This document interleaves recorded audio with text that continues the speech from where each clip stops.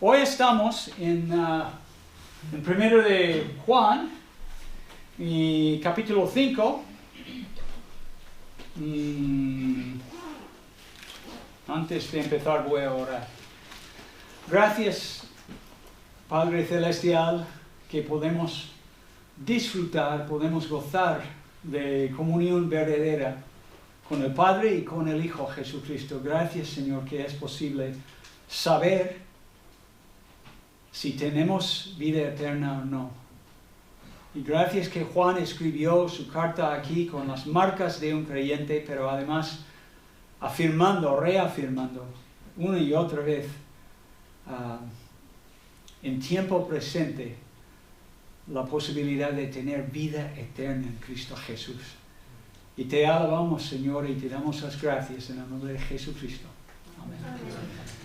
Pues capítulo 5 empieza así, versículos 13 al 21. Estas cosas, en otras palabras, todas las cosas que he escrito desde el versículo 1 del capítulo 1, estas cosas os he escrito a vosotros que creéis en el nombre del Hijo de Dios, para que sepáis que tenéis vida eterna, y para que creáis en el nombre del Hijo de Dios. Y esta es la confianza que tenemos en Él, que si pedimos alguna cosa conforme a su voluntad, Él nos oye.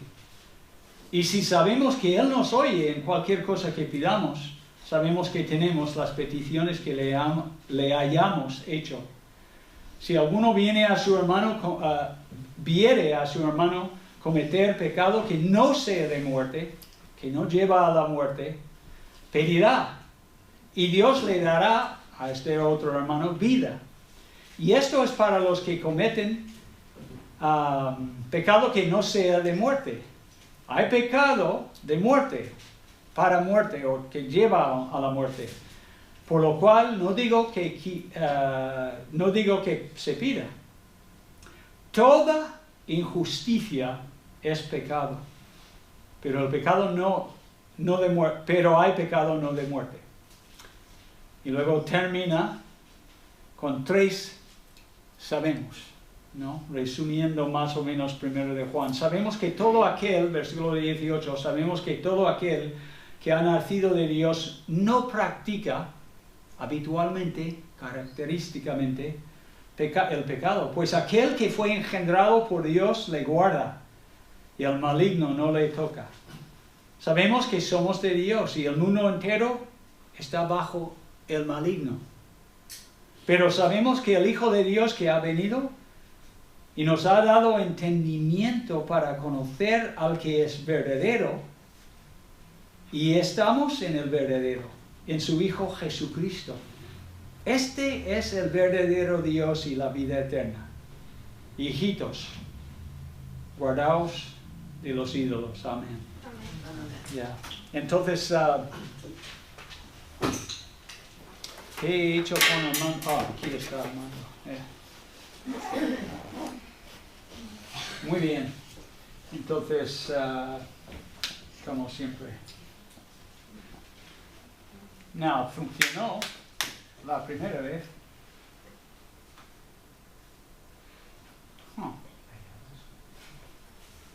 Oh, no está encendido. Perdona. La confianza, realmente Juan en la última parte de su carta quiere enfatizar la confianza que pertenece a los creyentes. Confianza primero en la vida eterna, en tiempo presente. Tiene vida eterna. No tendrá vida eterna.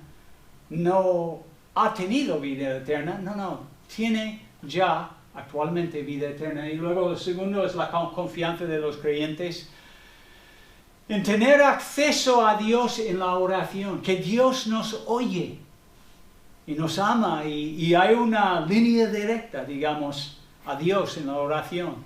Y al final termina su carta con 3 certezas, realidades espirituales súper importantes, que realmente son cosas que han estado en toda su carta, pero resumiendo la carta. Y luego termina en versículo 21, Eso es un poco aparte. Hijitos, guardaos de los ídolos.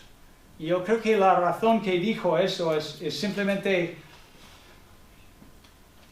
la tendencia, la inclinación humana, sea creyente o no creyente, es poner cualquier otra cosa enfrente de Dios, ¿ok? Otra cosa, sea no exactamente una estatua o una imagen o una cosa así que ocupa el lugar de Dios, pero puede ser dinero, puede ser sexo, puede ser muchas cosas. Pero esto es nuestra tendencia, eso es como realmente somos, aún siendo creyentes.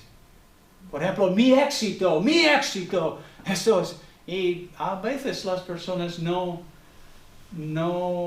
creyentes no entienden que no, es el éxito de Jesucristo que debería ser nuestra meta en la vida, no necesariamente el nuestro. Pero la confianza de los creyentes en la vida eterna. Y Dios quiere que sus hijos sepan que tienen vida eterna por haber creído, como dice aquí en versículo 13, en el nombre del Hijo de Dios. Juan dice en el versículo 13 que escribió estas cosas a los creyentes en el Señor Jesús para que supieran que tienen, es muy importante, tiempo presente, tienen vida eterna. No es la voluntad de Dios que dudemos, que estamos siempre flotando ahí, he pecado, entonces ahora voy al infierno. No es la voluntad de Dios. No es lo que las Escrituras enseñan. ¿Ok?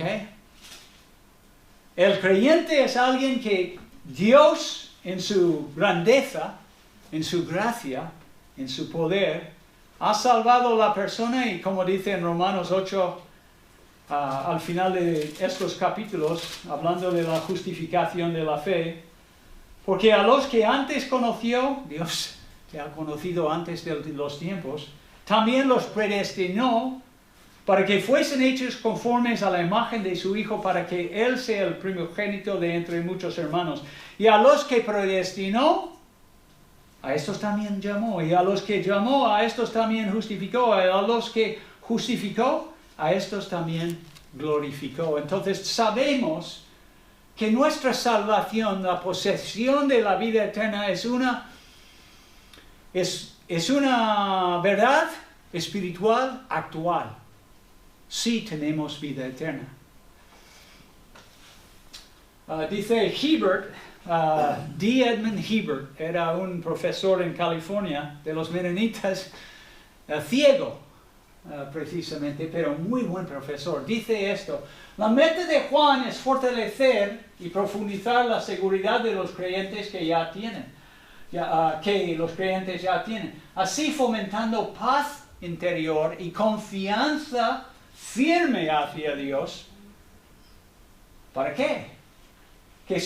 Para que nos ayuden a crecer vigorosamente y ser activos de manera continua en la vida cristiana. La persona que duda de su salvación siempre está un poco así.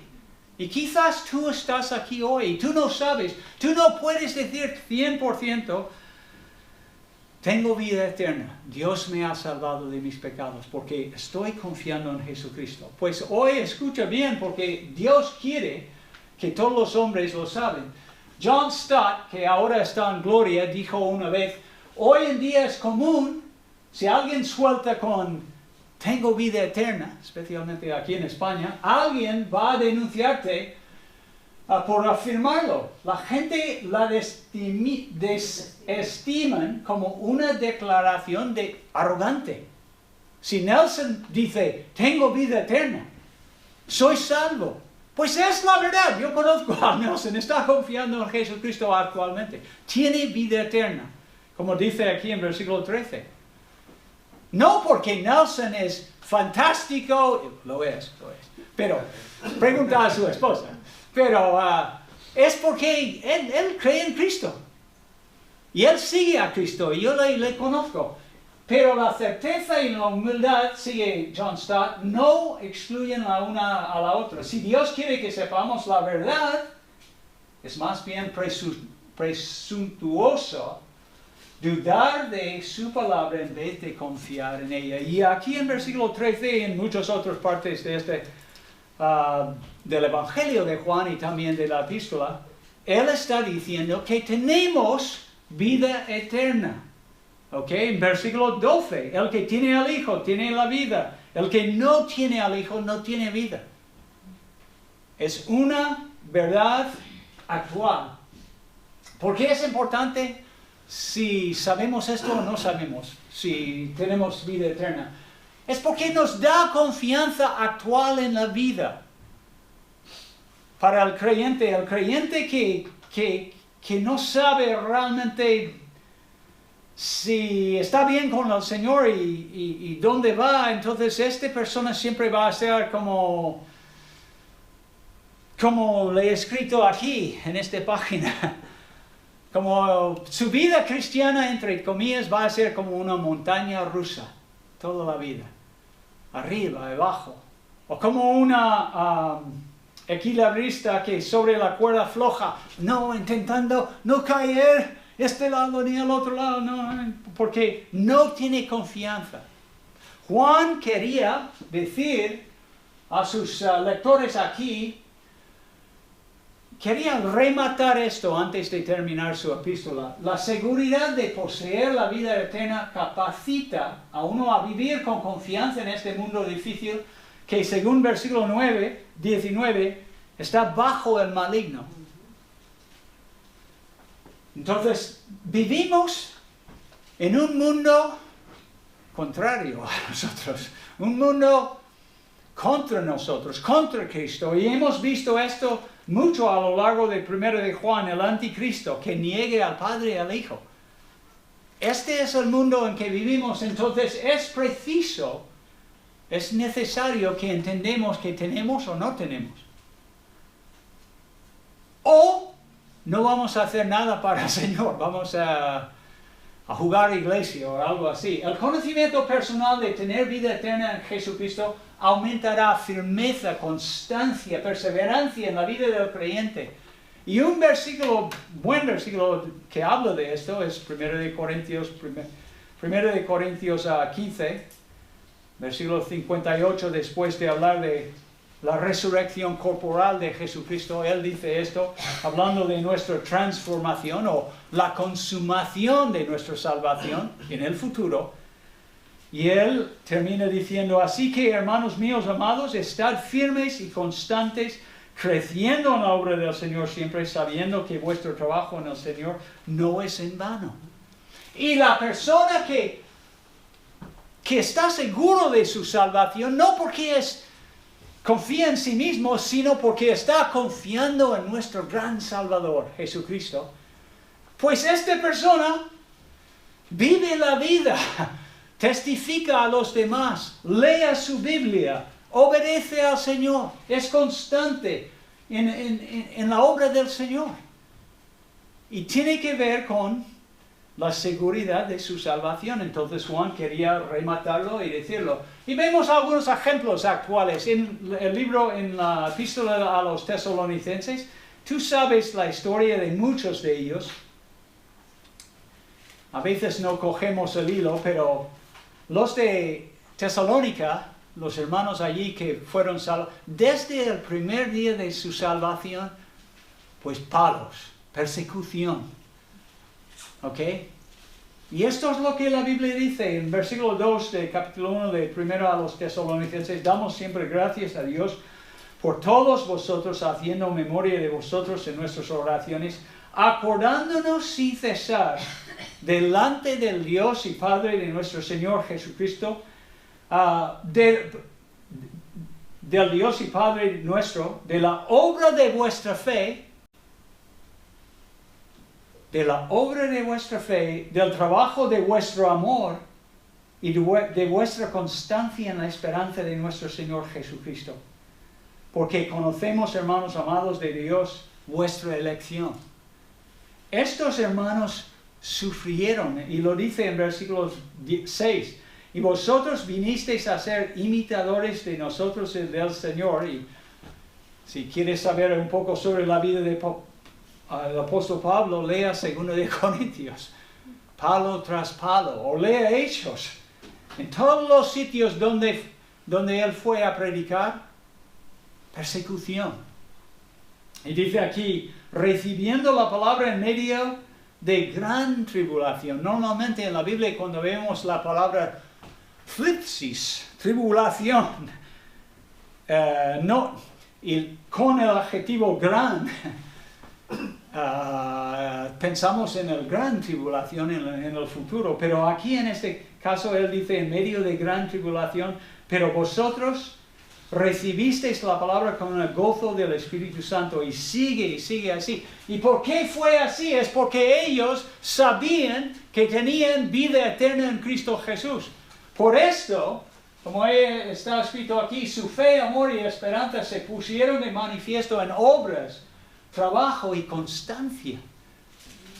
La gente que no saben, que no entienden cómo tener la vida eterna, no saben anoche cuando ponen su cabeza sobre la almohada si van al cielo o no, pues no actúan como un creyente verdadero. No sirven al Señor, es imposible. Necesitamos estar seguros de nuestra salvación.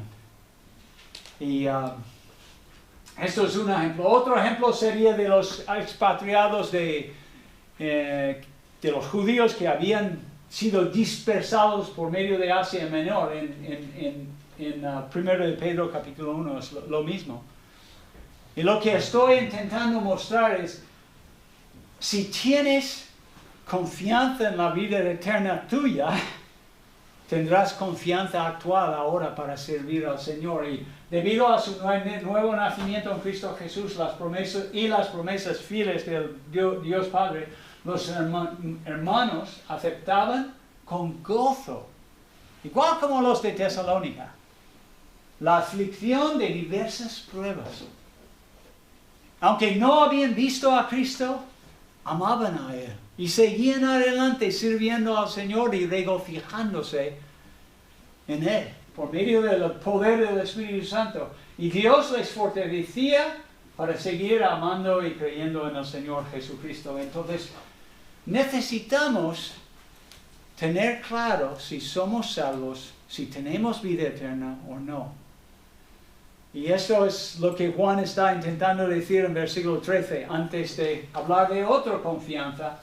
Y también vemos en estos dos pasajes, no solo tendremos confianza actual para servir al Señor, para hacer cosas para su gloria y su honra, pero también, como vida eterna es aionios, tendremos en la eternidad, en el futuro, para siempre. Es vida que no cesa. Y el creyente que sabe que tiene vida eterna, tiene confianza para el futuro, ¿no? Todo el mundo se pregunta, ¿a dónde voy después de morir? ¿Qué sucederá con mi vida? Aunque la vida eterna no trata exclusivamente del futuro o del más allá, sí tiene consecuencias eternas, ¿ok? Y los que deciden rechazar a Jesucristo y no poner su fe en Él, prefiriéndose vivir a la margen de Él, pues como dice Juan 3:31, el que rehúsa creer en el Hijo de Dios no verá la vida. Dice allí, como es como Efesios 2, es que la ira de Dios son hijos de desobediencia, hijos de ira. La ira de Dios pende sobre sus cabezas. Por eso estamos hablando de la vida eterna. No queremos que ninguna persona que viene a esta iglesia salga de aquí sin tener la seguridad de poseer vida eterna de Dios, la vida de Dios. Hay muchos versículos en la Biblia, no vamos a repasar a todos, pero casi en todos los evangelios habla de gente buscando vida eterna, el joven rico, un escriba. Pero cuando llegamos al Evangelio de Juan, recuerdas, y cuando estás estudiando las cartas de Juan, para entenderlos mejor, lee el Evangelio un par de veces. Porque allí verás las raíces de las doctrinas que Juan está enseñando aquí. Por ejemplo, Juan 3, que muchos conocemos. Y como Moisés levantó la serpiente en el desierto, así es necesario que sea levantado el Hijo del Hombre. ¿Levantado dónde? A la cruz, ¿no? Allí, para morir por nuestros pecados. Para que todo aquel que cree en Él, no lo dice, tenga en Él vida eterna. Porque de tal manera amó Dios al mundo que ha dado a su Hijo unigénito para que todo aquel que en Él cree no se pierde, no tiene que ser condenado por Dios. La ira de Dios ha sido removido, quitado de en medio, como dice en Romanos 5, ¿no? Mas tenga vida eterna. Y sigue, el Evangelio de Juan en casi todos los capítulos habla de la vida eterna. Porque Jesús estaba predicando esta posibilidad, el Evangelio de Jesucristo en Juan 6, vida eterna, vida eterna, vida eterna. ¿Y recuerdas cuando Pedro al final, cuando todos los demás habían dejado al Señor, habían abandonado al Señor en Juan 3, Pedro dice, Señora, ¿a quién iremos nosotros? Tú eres el único que tienes palabras de vida eterna. Okay, podemos seguir y seguir y seguir, no vamos a leer todos, pero Juan 11, Jesús dijo, yo soy la resurrección y la vida. Y si regresamos a capítulo 1, la palabra de vida se encarnó en él, la vida de Dios existía, y lo dice en capítulo 6, lo mismo. El que cree en mí, aunque muere, vivirá, y todo el que vive y cree en mí, no morirá jamás. Entonces, es súper importante que entendamos esto, y podemos seguir en Romanos y muchos sitios, pero Juan termina la carta de primero de Juan regresando a este tema. En capítulo 1, hablaba de tener verdadera comunión con el Padre y con el Hijo, que es lo mismo que anunciar vida eterna, ¿no? Y termina ahora hablando de vida eterna en versículo 20, ¿ok? En versículo 11, versículo 12, versículo 13. Es casi como pensar en un regalo y después de envolverlo con papel y luego coges una cinta y luego pones la cinta, es muy bonito, y luego lo haces. Esto es lo que Juan está diciendo. Vida eterna en Jesucristo, por haber sido renacido de nuevo y poseer comunión verdadera con Dios. Esto es la idea. Confianza de los creyentes en tener acceso a Dios en oración. Versículos 14 al 17 es muy importante. Has estado quizás en tu familia. Has estado en la presencia de personas que no conocen a Dios y por la razón que sea, alguien dice, ¿quieres orar? Y ellos dicen, oh, yo no. Siempre dicen, como Marvin es creyente, Marvin, tú oras, tú lo sabes. No quieren orar. En un sentido, dentro de su chip, ellos saben que no tienen acceso.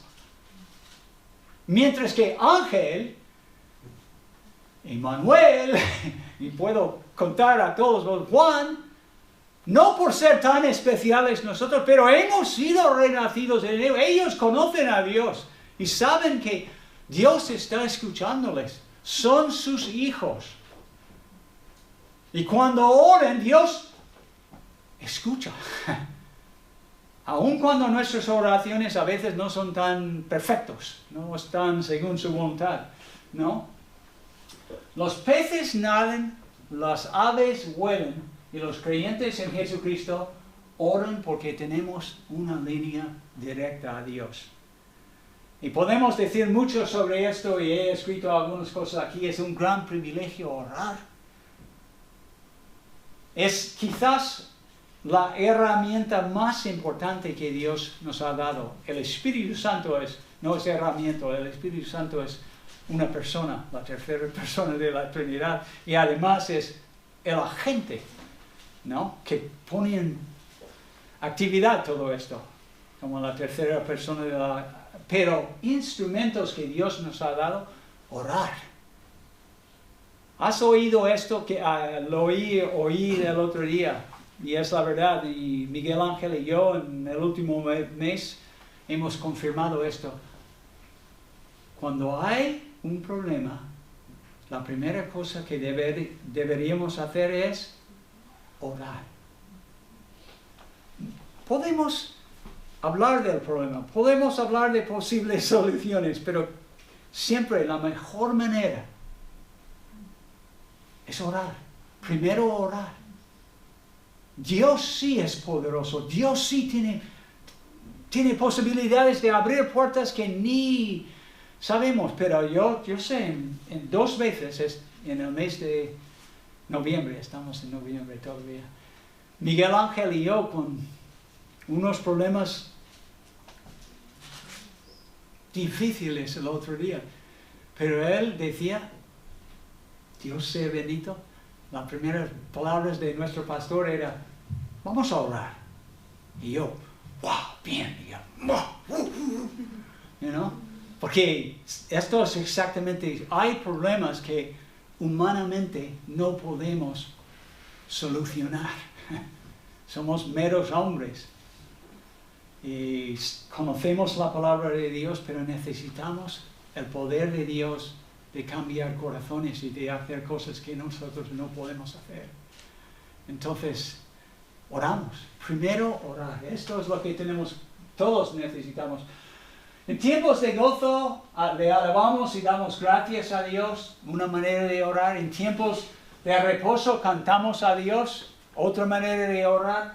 Y aún en los momentos difíciles, cuando parece que todo está perdido, oramos al Señor con esperanza, porque Él es poderoso. Él nos oye. Nosotros, sus hijos, tenemos seguridad y acceso con confianza por medio de la fe en Cristo. En Efesios 3, Pablo está orando allí y empieza capítulo 3 diciendo, por esta causa yo, Pablo, prisionero en Cristo Jesús, por vosotros los gentiles, si habéis oído de la administración de la gracia. Él no puede decir nada lentamente, o rápidamente, brevemente, pero él dice, doblo mis rodillas, y luego para allí para empezar a hablar de muchas cosas teológicas, pero llega al versículo 11, dice, conforme al propósito eterno que hizo en Cristo Jesús nuestro Señor, en quien, versículo 12, Efesios 3, en quien tenemos seguridad y acceso con confianza por medio de la fe en Él. Por lo cual pido que no desmayéis a causa de mis tribulaciones por vosotros, las cuales son vuestra gloria. Por esta causa doblo mis rodillas ante el Padre de nuestro Señor Jesucristo, y empieza a orar. Entonces, confianza de orar, si estamos seguros que somos creyentes y tenemos la vida eterna fluyendo por nuestras venas, entonces oraremos. Como las aves vuelan y las peces nadan en el mar, nosotros oramos, y debemos orar más y más y más, hermanos. Cuando estás en el trabajo y hay un problema, oras. Cuando estás, no sé, en Carrefour y ora. Debemos orar, como dice en 1 de Tesalonicenses 5, orad siempre. Y debemos aprender cómo hacerlo. Hay algunas cosas aquí que Juan dice que podemos aprender de sus palabras a lo largo de versículos 14 al 17. Se trata de la oración. Podemos pedir cosas de Dios porque tenemos una relación familiar con Él. Y tú lo ves allí. Y dice, y esta es la confianza que tenemos en Él. Tenemos en Él porque somos sus hijos. Y en Mateo capítulo 7, en el Sermón del Monte, lo vemos mejor explicado en un sentido. Cuando el Señor estaba explicando, vemos la oración y la relación familiar vinculados allí. Y después de decir, pedid y se os dará, buscad y hallaréis, y llamad y se os abrirá, dice, ¿qué hombre hay entre vosotros que si su hijo le pide pan, le dará una piedra? Well, ninguno. O si le pide un pescado, le dará un serpiente. Imposible. Y luego dice en versículo 11, pues si vosotros, siendo malos, sabéis dar buenas dádivas a vuestros hijos, cuánto más vuestro Padre que está en los cielos dará buenas cosas a los que le piden. Entonces nosotros la primera cosa que entendemos de versículo 14a es que por nuestra relación familiar con Dios podemos orar. Y esto es algo grande. A Lisette mañana le van a operar. Debemos estar orando por nuestra hermana. Okay, orando que da a los cirujanos sabiduría en extirpar la infección que tiene interiormente en su vientre, ¿no? Mañana, orad por Lisette. Número 2, debemos pedir siempre conforme a la voluntad de Dios. Lo dice en la parte B del versículo 14, que si pedimos alguna cosa conforme a su voluntad, Él nos oye. Conforme a su voluntad. Tantas veces escucho en la iglesia, entre nosotros los miércoles, a veces gente pidiendo por cosas equivocadas, cosas que ya tenemos. Como dice en Efesios, hemos recibido todas las bendiciones en los lugares celestiales. A veces es como lo que debemos recordar más que nada es que antes de orar, el Padre sabe lo que necesitas. ¿Ok? Porque somos sus hijos. Entonces debemos pedir conforme a la voluntad de Dios. ¿Cómo vamos a saber qué es la voluntad de Dios? Leyendo nuestras Biblias, meditando en las Escrituras, entendiendo qué es su voluntad. La Biblia tiene muchas frases que nos indican lo que es su voluntad. Por ejemplo, 1. Aquí en 1 Timoteo capítulo 2 dice esto. Porque esto es bueno y agradable delante de Dios nuestro Salvador, versículo 3, capítulo 2, el cual quiere, desea, bulamai, es su voluntad, el cual quiere o desea que todos los hombres sean salvos. Entonces, deberíamos estar orando por las personas que no son salvos, porque Dios desea que ellos lleguen a entender el Evangelio y sigue diciendo, y que vengan al conocimiento de la verdad.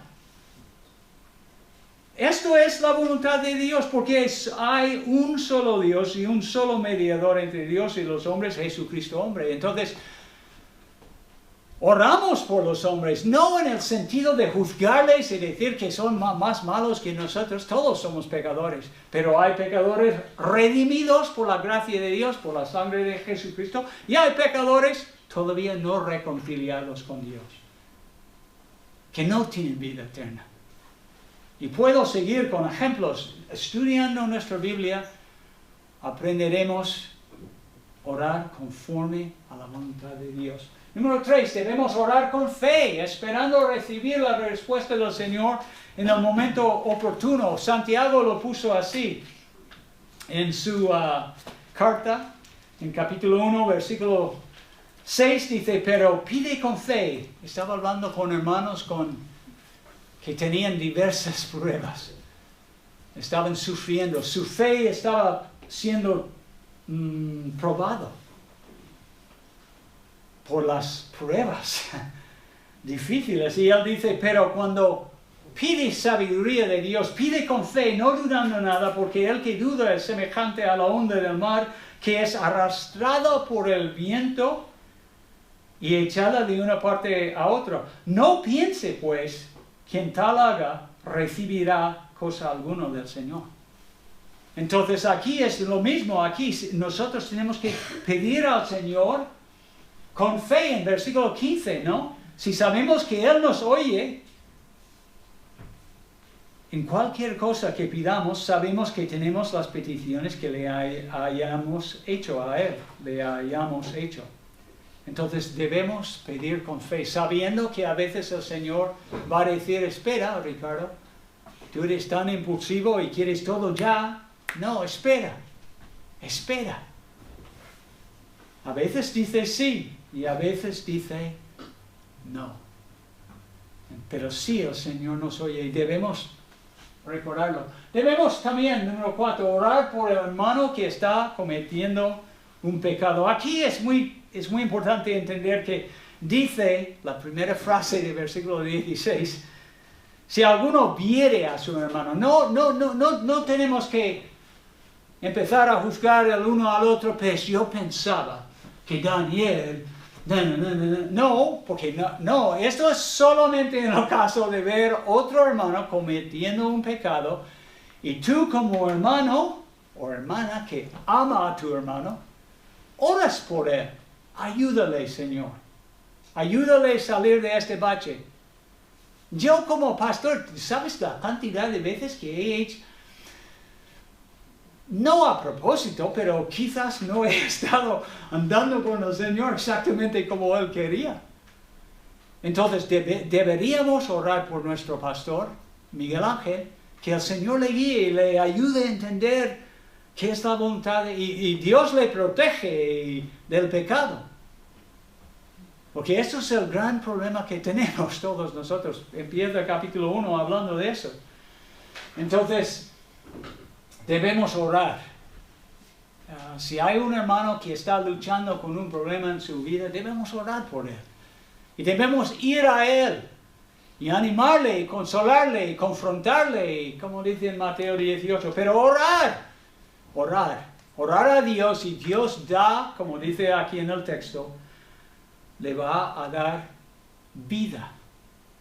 Le va a avivar, creo, es la idea. Avivar con la vida de Dios otra vez y ponerle en el rumbo correcto. Y al final habla de un pecado que es para muerte. Que lleva hacia la muerte. Y esto es lo único tipo de pecado que puedo pensar en el Nuevo Testamento, que es cuando alguien rehúsa creer en Jesucristo. Rechaza a Jesús.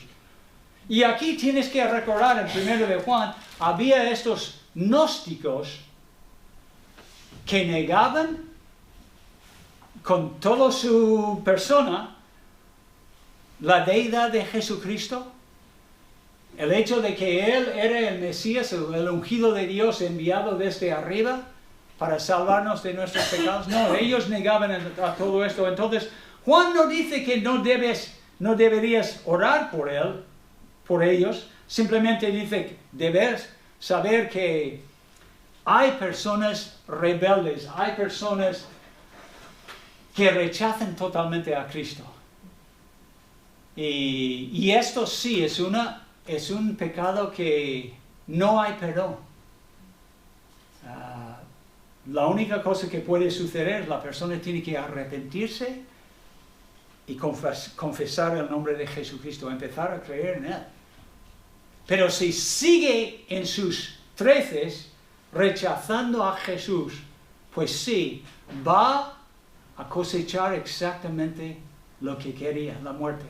El que siembra a la carne cosechará la corrupción. El que siembra al Espíritu cosechará la vida eterna. Gálatas 6, ¿no? Entonces aprendemos en algunas cosas y eso nos da confianza en la vida. No estamos aquí solos y podemos orar. Tenemos una línea directa a Dios en todo momento. Y luego llegamos a la última parte. 3 sabemos. La palabra sabemos vemos en versículos 18, 19 y 20, ¿no? Y creo que Juan está resumiendo algunas de las verdades más importantes sobre el tema mayor, tener comunión verdadera con Dios Padre y con su Hijo Jesucristo. Y La vida cristiana tiene que ver con saber ciertas verdades, y esto sí, especialmente en el libro de Romanos, en la carta escrita a los romanos lo vemos. Tener comunión verdadera con Dios también depende, en parte, saber bien ciertas realidades espirituales. No vamos a repasarlos, vamos a seguir. El apóstol Juan termina su carta enfatizando 3 verdades espirituales que han estado presentes a lo largo de su epístola. Aunque parezca que las 3 realidades, las 3 verdades son distintas, personalmente yo creo que en realidad ellas tienen un denominador común: nuestra comunión verdadera con el Padre y su Hijo Jesucristo. Número 1. El nuevo nacimiento. Él dice en versículo 18, sabemos que todo aquel que ha nacido de Dios, sabemos que todo aquel que ha nacido de Dios no practica el pecado. Desde el versículo 5 del capítulo 1, ha estado hablando de esto. Los que tenemos el Espíritu dentro de nosotros, la semilla de Dios residiendo, morando dentro, no practicamos pecado habitualmente, característicamente, asiduadamente. No. Ya somos hijos de Dios que seguimos ¿a quién? A Jesús. ¿Ok? Como en 2:6. No practicando el pecado, sino viviendo en su luz, obedeciendo y amándole y cumpliendo su plan para nuestras vidas. Esto es lo que hacen los creyentes. Esto es una certeza, una realidad espiritual normal. Y uno que yo veo en muchas de vuestras vidas. Porque sois creyentes. Y aunque nuestro adversario, como león rugiente que quiere devorarnos realmente, nos desea destruir, Jesucristo, según versículo 18, nos proteja 24/7. El mundo entero no, y el maligno no le toca. Es verdad. Estamos protegidos, como dice en 1 Pedro 1. Y luego vemos la nueva pertenencia en versículo 19. Sabemos que somos de Dios y el mundo entero está bajo el maligno. Sabemos, somos hijos de Dios, pertenecemos a Él. Jesucristo ha derramado su sangre, como dice en Corintios, para comprarnos. Hemos sido redimidos, digamos. Él pagó el precio para sacarnos del mercado de la esclavitud del pecado. No tenemos que pecar. Podemos andar en la libertad por medio del poder del Espíritu Santo viviendo dentro de nosotros. Y no estamos sujetos a la ley y al pecado. No. Andamos en este mundo contracorriente. Todo el mundo, como él dice, el mundo entero está bajo el maligno. Para enfatizar a nosotros, esto no va a ser fácil. Durante todo el tiempo, después de conocer a Cristo, vas contra corriente. ¿Ok? El mundo con sus medios, con sus películas, con sus canciones, con casi todas las expresiones mundanas. Nosotros we don't slide that way. No somos así. Seguimos a nuestro Señor y en la santidad y detrás de Jesús, paso a paso, ¿ok? Contracorriente, eso es una consecuencia de pertenecer a Él. De hecho, yo recuerdo cuando era más joven a veces decía, sí, el día que Cristo me salvó, destruyó mi vida.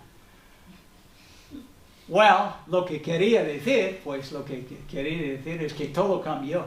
Mis deseos por dentro también. Porque nosotros no vivimos así.